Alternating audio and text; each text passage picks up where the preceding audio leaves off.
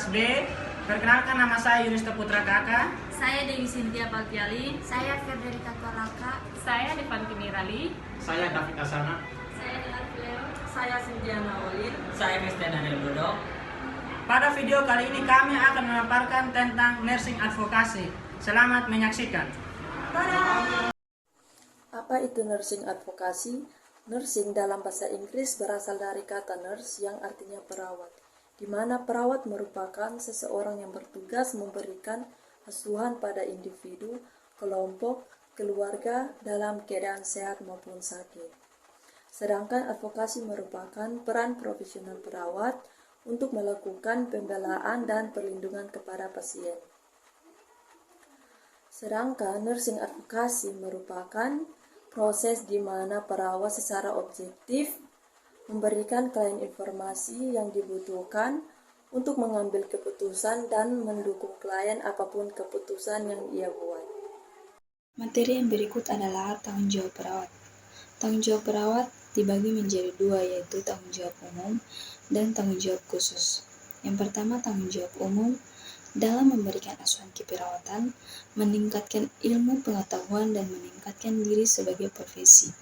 Dan yang kedua, tanggung jawab khusus, yaitu memberikan keperawatan kepada klien, mencakup bio, psiko, sosio, kultur, dan spiritual yang komprehensif dalam upaya pemenuhan kebutuhan dasarnya. Peran advokat perawat dibagi menjadi 3 peran. Yang pertama, melindungi hak klien sebagai manusia dan secara hukum.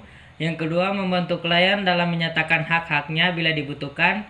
Yang ketiga, memberikan bantuan yang mengandung 2 peran, yaitu peran aksi dan non-aksi. Materi yang berikutnya adalah perawat sebagai advokasi, yaitu yang pertama, perawat sebagai penghubung antara klien, tim kesehatan lain dalam rangka pemenuhan kebutuhan klien. Yang kedua adalah membela kepentingan klien dan membantu klien. Yang ketiga adalah memahami semua informasi dan upaya kesehatan yang diberikan tim kesehatan lain dengan pendekatan tradisional maupun profesional. Yang keempat adalah perawat bertindak sebagai narasumber dan fasilitator dalam tahap pengambilan keputusan terhadap upaya kesehatan yang harus dijalani oleh klien. Yang kelima ada melindungi dan memfasilitasi keluarga dan masyarakat dalam pelayanan kesehatan. Yang terakhir adalah mempertahankan dan melindungi hak-hak klien yang meliputi hak atas informasi dan hak memperoleh informasi mengenai tata tertib dan peraturan yang berlaku di rumah sakit ataupun sasaran pelayanan kesehatan tempat klien menjalani perawatan. Hak mendapat informasi yang meliputi hal-hal berikut. Yang pertama, penyakit yang diderita. Yang kedua, tindakan medis apa yang akan dilakukan. Yang ketiga, kemungkinan penyakit sebagai akibat tindakan tersebut dan tindakan untuk mengatasinya. Yang keempat, alternatif terapi lain beserta risikonya. Yang kelima, prognosis penyakitnya. Yang keenam, perkiraan biaya pengobatan atau rincian biaya atas penyakit yang dideritanya. Yang ketujuh, hak atas pelayanan yang manusiawi, adil dan jujur. Yang kedelapan, hak untuk memperoleh pelayanan keperawatan dan asuhan yang bermutu sesuai dengan standar profesi keperawatan tanpa diskriminasi. Baik, di sini saya akan menjelaskan materi dengan berjudul lanjutan pertama hak mendapat info. Di situ dibagi menjadi 7. Yang pertama, hak menyetujui atau memberi izin persetujuan atas tindakan yang akan dilakukan oleh perawat atau tindakan medik sehubung dengan penyakit yang dideritanya. Yang kedua, hak menolak tindakan yang hendak dilakukan terhadap dirinya dengan mengakhiri pengobatan serta perawatan atas tanggung jawab sesudah memperoleh informasi yang jelas tentang penyakitnya.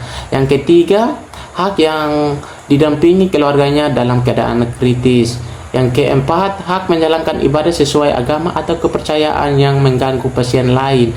Yang kelima, hak atas keamanan dan keselamatan dirinya selama dalam perawatan di rumah sakit. Yang keenam, hak mengajukan usul saran perbaikan atas perlakuan rumah sakit terhadap diri. Yang ketujuh, hak menerima atau Materi berikutnya yaitu lanjutan kedua. Yang pertama, hak didampingi perawat keluarga pada saat diperiksa dokter. Yang kedua, hak untuk memilih dokter, perawat atau rumah sakit dan kelas keperawatan sesuai dengan keinginannya dan sesuai dengan peraturan yang berlaku di rumah sakit. Yang ketiga, hak atas rahasia medis atau hak atas privasi dan kerahasiaan penyakit yang dideritanya termasuk data-data medisnya. Yang keempat, hak meminta konsultasi kepada dokter lain yang terdaftar di rumah sakit tersebut terhadap penyakit yang dideritanya dengan sepengetahuan dokter yang menanganinya. Kesimpulan, peran seorang perawat tidak hanya sebatas menampingi seorang pasien saja, akan tetapi perawat memiliki peran yang begitu penting dan besar terhadap kesehatan pasien, di mana perawat memiliki peran dan tanggung jawab dalam memberikan pasien informasi yang sebanyak-banyaknya dan sebenar-benarnya. Perawat juga berperan sebagai penghubung antara pasien dengan tenaga kesehatan yang lain. Perawat harus membela dan melindungi pasien dari tindakan yang merugikan yang dapat membahayakan kesehatan dan keselamatan pasien. Sekian video dari kami. Terima kasih. Dadah.